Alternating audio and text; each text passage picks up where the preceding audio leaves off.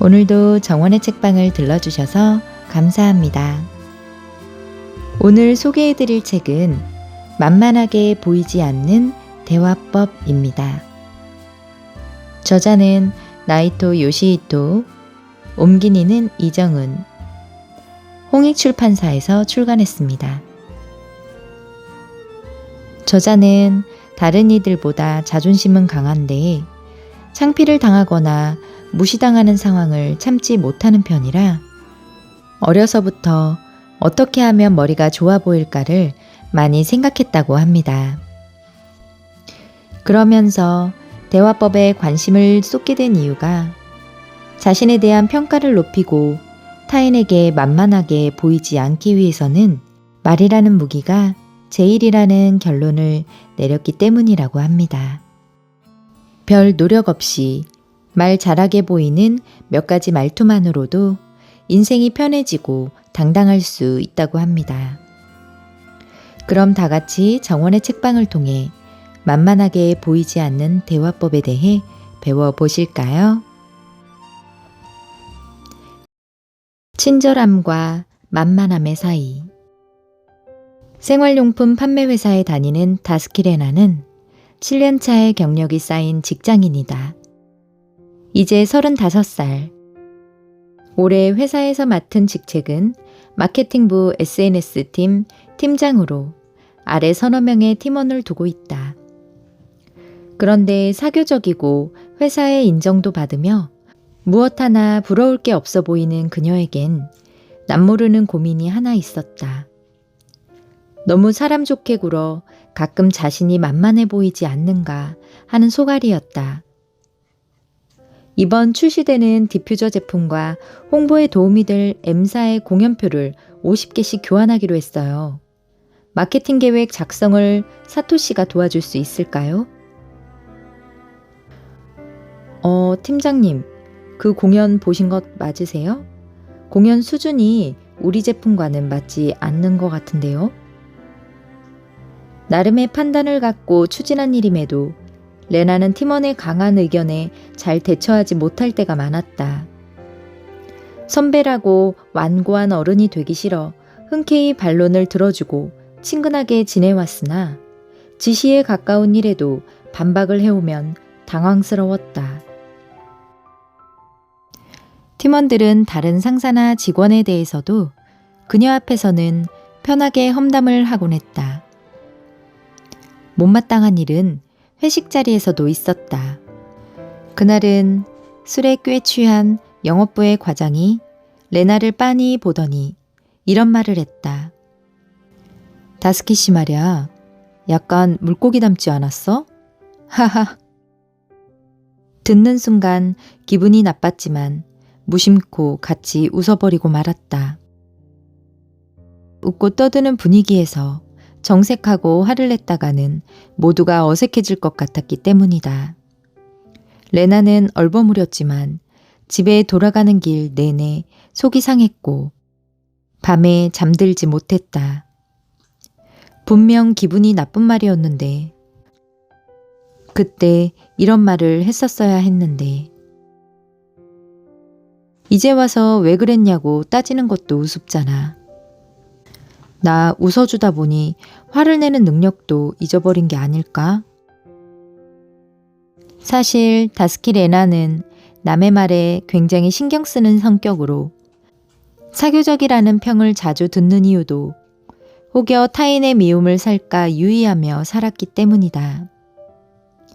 남들보다 웃으며 친절하게 하려고 하는데 이럴수록 더 만만하게 보인다는 것이 사람 관계에서 가장 속상했다. 어떻게 해야 할까? 하소연을 하고 싶지만 방법을 모르겠고 무엇보다 나를 드러내는 부끄러운 고백이라 입을 열 수 없다.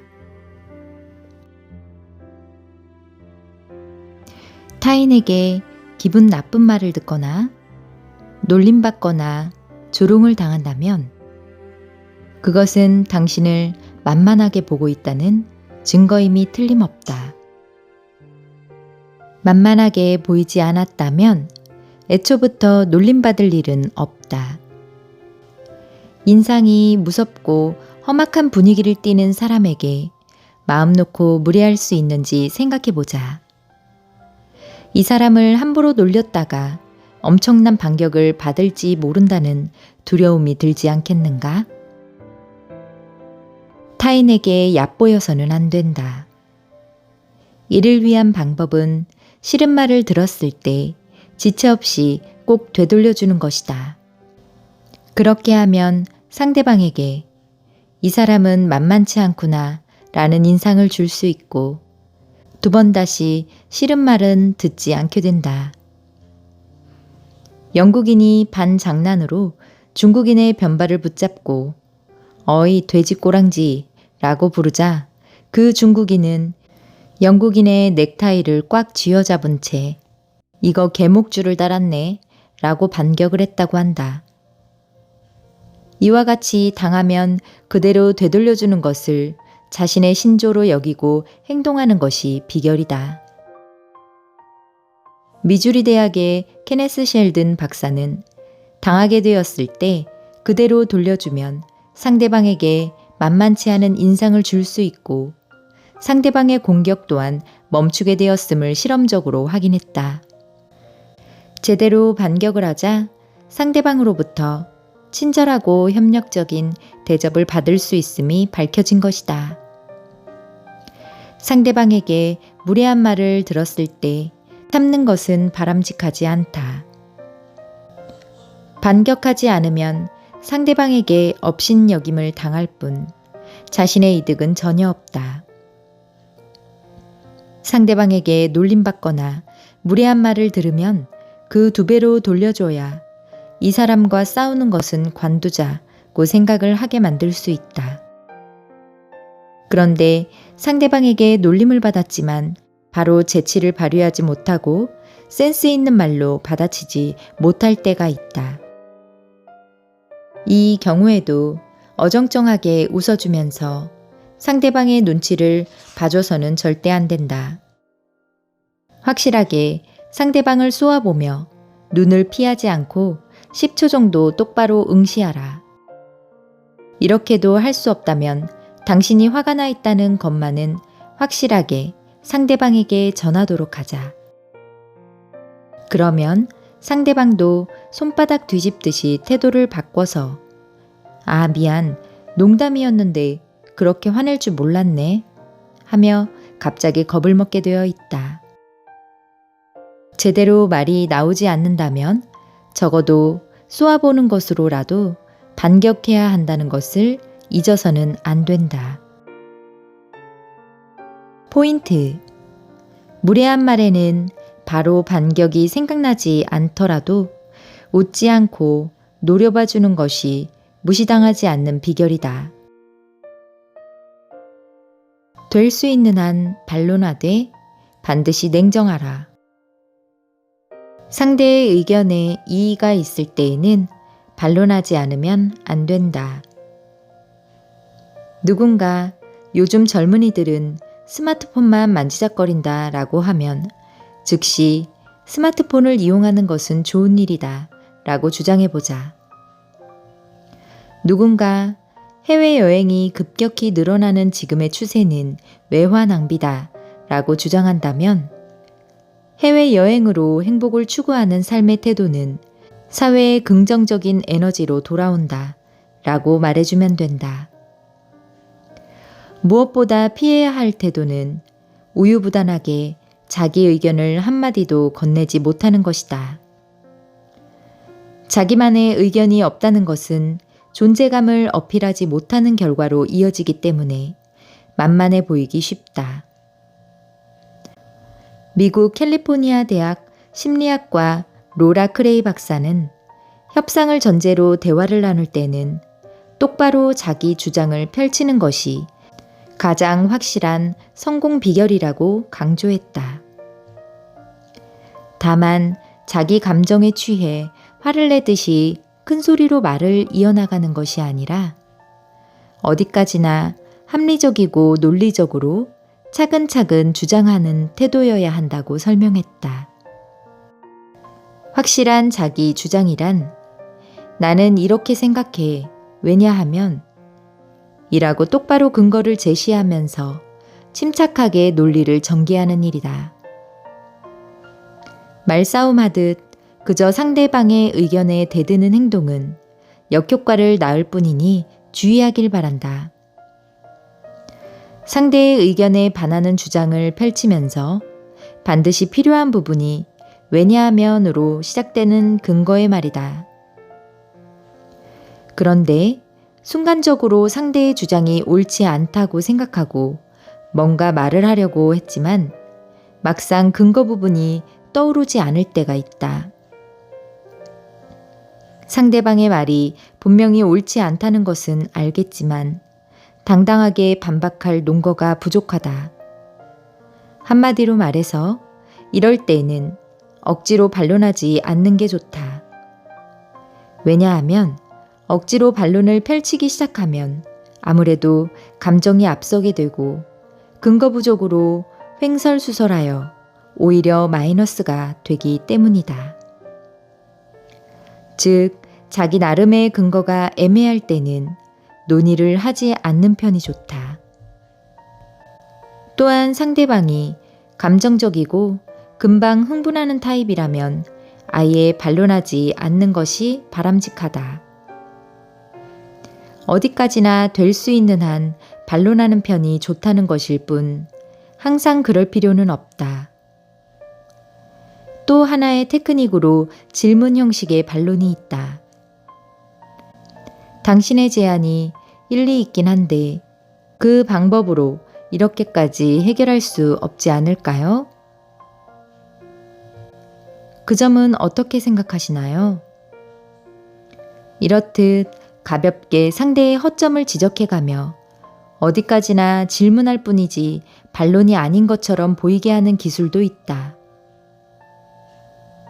상대방에게 정면으로 반론하고 싶지 않을 때는 이처럼 질문 형식으로 만들어 반론을 하는 것도 유용하다. 다시 말하지만 대화는 목소리만 크다고 이기는 게임이 아니다. 자기만의 냉정한 논리가 동반되지 않으면 아무리 유창한 언변을 지닌 사람의 말이라도 녹음기에서 아무 맥락 없이 흘러나오는 말에 지나지 않는다는 사실을 잊지 말자. 포인트. 상대방이 말하는 것에 이견이 있으면 확실히 반론해야 얕보이지 않는다. 하지만 왜냐하면을 말하지 않고 무조건 목소리만 높이면 된다는 식으로 중언부언하면 오히려 마이너스다. 상대방을 주인공으로 만들어주는 전략. 연극 공연 중에는 한 명의 연기자가 춤을 추거나 대사를 읊고 주변에 얼굴과 전신을 검은 옷으로 가린 연기자들이 도움을 주는 식의 연출이 있다. 이들은 그 연기자가 연기를 할 때에는 어떤 미동도 하지 않으면서 자신의 존재가 드러나지 않도록 한다. 이것은 중요 문화재의 보유자처럼 엄청난 인물의 공연이라도 마찬가지이다. 그는 자신의 제자가 연기를 할 때 전혀 미동을 하지 않는다. 그렇게 함으로써 지금 이 순간 주연인 연기자를 돋보이게 해주는 것이다. 대화도 이와 같은 마음가짐이 필요하다. 상대방이 말을 하고 있을 때 불쑥 질문을 하거나 말을 툭툭 끊어버리면 상대방은 뭐지? 말하고 있는데 라는 생각이 들 수밖에 없다. 확실히 그렇게 상대방의 이야기를 막 끊어버려서 대화의 주도권을 잡는 것도 대화법에서 아주 없는 방법은 아니지만 상대방을 주인공으로 만들어 기분 좋게 해주는 것도 나쁜 전략은 아니다. 진정한 커뮤니케이션은 서로가 서로를 배려하면서 만들어내는 작품과 같다. 이 상황에서는 저 사람이 말을 하게 놔두자. 이 상황에서는 저 사람이 자신의 얘기로 즐거워하게 만들어주자 라는 배려심으로 상대방의 말을 전부 받아들여주는 도량을 발휘하면 좋다. 이때 잘 들어주는 사람이 되기 위한 비법은 단 한 가지. 쓸데없는 방해를 하지 않고 단지 조용히 고개를 끄덕여주는 것이다. 그렇지요. 그런 일도 있죠. 그거 정말 흥미롭네요. 때로는 맞장구를 쳐가면서 과장되게 수긍하되 쓸데없는 의견이나 감상은 말하지 않는다. 이것만으로도 말하는 사람은 여러분의 팬이 될 것이라고 보증한다. 미국 이스턴 켄터키 대학의 로즈마리 램시 교수는 자동차를 구입한 지 얼마 안 되는 소비자 500명에게 어떻게 지금의 차를 구입하게 되었는지를 물었다. 그에 대해 거의 대부분의 사람들이 입을 모아 말한 답은 이것이었다. 세일즈맨이 내 말을 잘 들어주었기 때문에 구입했습니다. 자동차를 새로 구입하는데 누구나 궁금증이 많고 요구사항도 많기 마련이다. 그런데 세일즈맨들은 자기가 팔려는 자동차에 대한 일방적인 홍보보다 고객의 말에 충분히 귀를 기울이고 난 다음에 자신의 자동차가 거기에 얼마나 부합하는지를 명료하게 설명했던 것이다. 이 책은 대화법의 테크닉을 소개하고 있지만 만약 아무리 노력해도 말하는 게 서툴다면 차라리 듣는 것에 뛰어난 역할을 지향해보라고 권하고 싶다. 충실한 경청의 자세를 유지하는 것만으로도 상대의 마음을 빼앗을 수 있고 100마디 말을 늘어놓는 사람보다 훨씬 더 좋은 사람이라는 인식을 주기에 누구도 당신을 절대 가볍게 여기지 않을 것이다. 포인트. 상대가 말을 하는 동안에는 그저 들어주고 호응해주자. 상대방을 주인공으로 만들어주면서 나 자신도 같이 높이는 길이다. 어떤 협상에서도 만만하게 보이지 않는 법. 비즈니스를 위한 대화에서 협상은 필수적인 과정이다. 협상은 어떤 일을 이루기 위해 서로 의논하여 합의점에 도달한다는 의미이고 여기엔 절충이라는 뜻도 있다. 절충이란 양자의 의견을 알맞게 조정하여 서로 만족하게 되는 것이 핵심이다. 그러니 상대의 말에 이끌려 끌려다니기만 한다면 협상이라고 볼 수 없다. 나에게 이득이 없는 협상은 복종에 가깝기 때문이다. 상대방에게 A라는 일을 요청받았을 때 그렇다면 대신 B를 해주세요 라고 조건을 붙여 응수하면 상대방은 당신을 만만한 사람이 아니라고 보게 된다. 그런 당당함이 협상의 첫째 조건이다. 내가 A를 해줄 테니 당신은 B를 해주세요. 나의 C와 당신의 D를 교환합시다. 이처럼 서로 조건을 붙이면서 누구 한 사람만이 이득을 독차지하는 게 아닌 서로에게 유익한 결과를 맺어가는 것이 바로 협상이다. 협상을 잘한다는 것은 다른 사람과 잘 어울리며 대화를 이끌어간다는 뜻이다. 그렇게 되기 위한 방법은 간단하다. 많은 협상을 해보면 운동 경기처럼 꾸준히 훈련을 쌓으면 누구라도 협상을 잘 할 수 있다. 경험을 많이 쌓기 위해서는 때론 용기를 내야 한다. 가령 회사에서 커피나 차 심부름을 지시받으면 그럼 다음 프로젝트에서 제가 리더를 맡게 해주십시오 라고 당당하게 요청해봐도 좋다. 그것을 승낙해 줄지 말지는 별개지만 일단 자신감 있는 사람으로 비칠 테니 이득이다. 이런 식으로 일상에서 경험을 쌓고 훈련을 해나가면 협상을 잘하는 사람으로 거듭나게 될 것이다. 어떤 조건을 붙이면 상대방이 받아들일지, 어떤 대화 스타일을 유지해야 좋을지에 대한 감은 사전에 충분한 연습이 뒷받침될 때에야 얻어진다. 그렇지 않으면 중요한 대화에서 생각하는 대로 입이 움직이지 않아 실패할 수밖에 없다. 협상력을 비롯해서 대화 테크닉, 말투, 습관 등을 새롭게 가다듬으려 할 때에는 책을 읽고 지식을 얻는 것도 중요하지만 그 이상으로 중요한 것이 실제 현장에서 지식을 시험해 보는 것임을 잊지 말자. 포인트. 협상이라고 하면 왠지 무거운 인상을 줄 수 있으나 실은 결국 대화를 하라는 것을 가리킨다. 서로가 만족할 수 있도록 말을 나누는 것. 이것이 바로 협상이다.